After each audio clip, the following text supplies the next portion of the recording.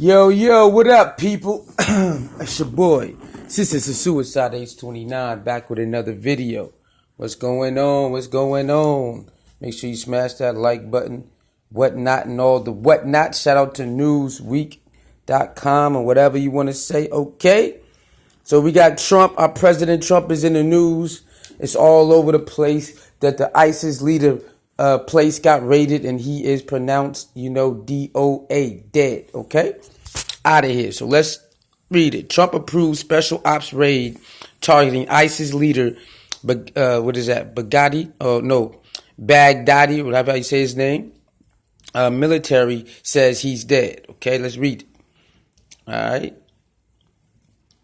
The United States military has conducted a special operations raid targeting one of the most high-valued targets, Abu Bakr al-Baghdadi. Baghdadi. The leader of the Islamic State militant group ISIS, Newsweek has learned. President Donald Trump approved the mission nearly a week before it took place. Amit reports Saturday of U.S. military helicopters over the Syria's northwestern Idlib province. A senior Pentagon official familiar with operations and Army official briefed on the matter told Newsweek that Baghdadi was the target of the top-secret operation in the last bastion of country's Islamist-dominated opposition, a faction that has clashed with ISIS in recent years. A U.S. Army official briefed on the result of the operation told Newsweek that Baghdadi was killed in the raid, and the Defense Department told the White Horse they have high confidence that the high-value target killed was Baghdadi, but further verification is pending DNA and biometric testing. The senior Pentagon official said that there was a brief firefight when U.S. forces entered the compound in Idlib's Barisha village, and the Baghdadi then killed himself by detonating a suicide vest. Family members were present, according to Pentagon sources. No children were harmed in the raid, but two Baghdadi wives were killed after detonating their own explosive vests.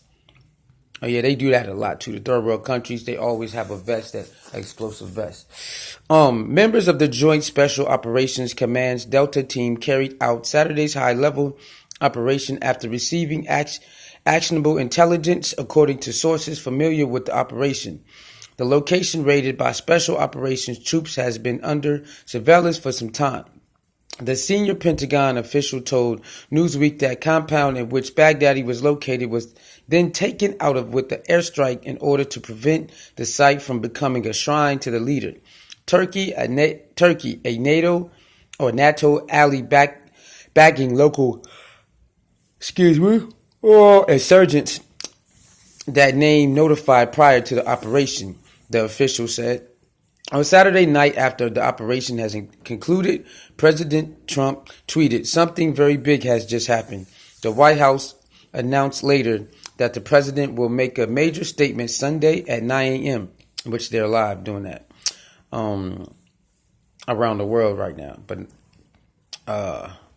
Baghdadi, an Iraqi national, is an ultra-conservative cleric who's became active in Islamist insurgency against U.S. forces following the 2003 invasion that toppled Iraqi President Saddam Hussein. He was held by U.S. forces in the detention centers of Abu Ghraib and Camp Bucca, where a number of future jihadi leaders rubbed soldiers while in military custody. He went on to join al-Qaeda in Iraq, rising in the ranks of the violent group as merged with others to form the Islamic State of Iraq, and eventually inherited its leadership in 2010, which his predecessor was killed in a joint U.S.-Iraqi operation.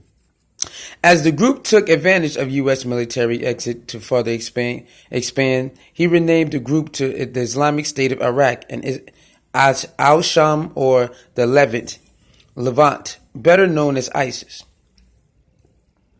Ends 2013, seeking to expand in neighboring Syria, where a civil war was raging. Baghdadi's forces made lightning gains across both Iraq and Syria.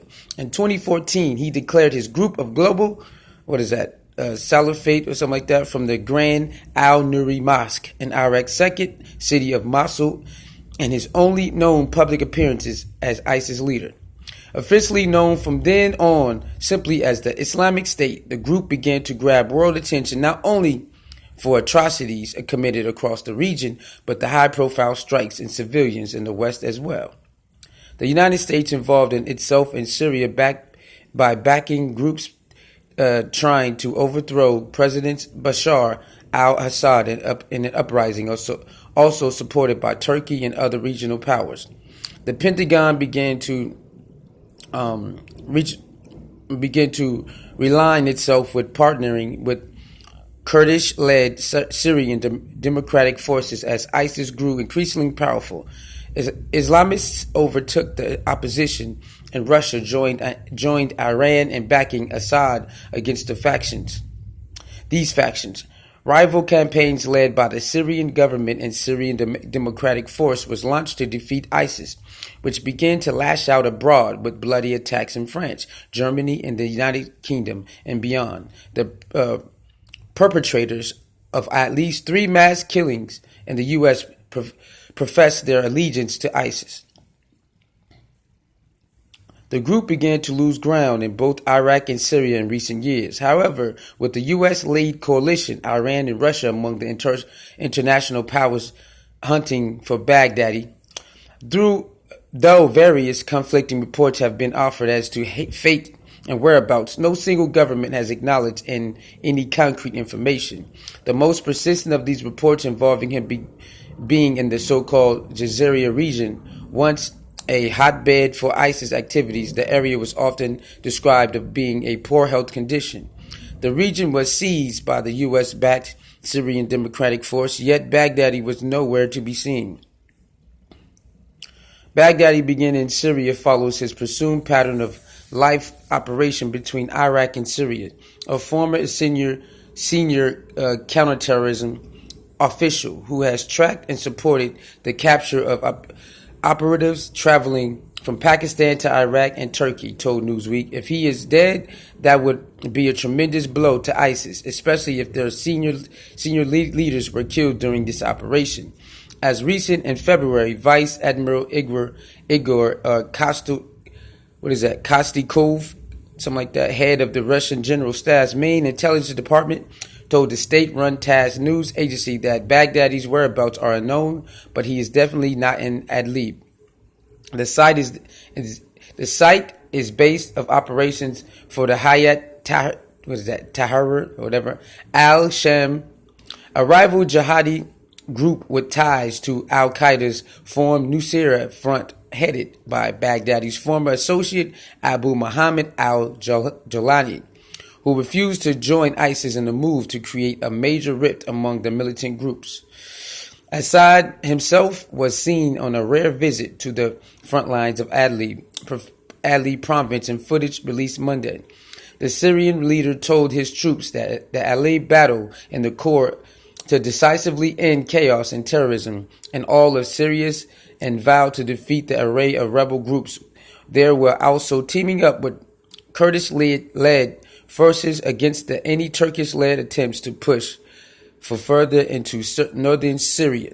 Now, before I get out of here, I don't know how true this is. It could be true. It could not be true. But it could be a little mini war going on if the leader of ISIS is killed. That was a group that was formed to cause a lot of terror, terrorism around not just where they're at, but the U.S. too. They claim that the U.S. is part. They're part of 9/11. They say the ISIS groups and whatnot are part of 9/11. And that's what they say, quote unquote. But, a lot of us believe different. So, with that being said, we got to watch and see what else happens. See what it says, man. See what it looks like. See what in the next couple of days, what would they cover? What would they not cover? We got to see what's going on. So, with that being said, like the video, share the video. Leave your comments below. This could start a mini type of back and forth between the U.S. and, the people in ISIS. You know how that go. All right, it's your boy Suey, bringing that political worldwide news real quick. All right, like the video, share the video, your comments below, hit the notification bell, subscribe to the channel.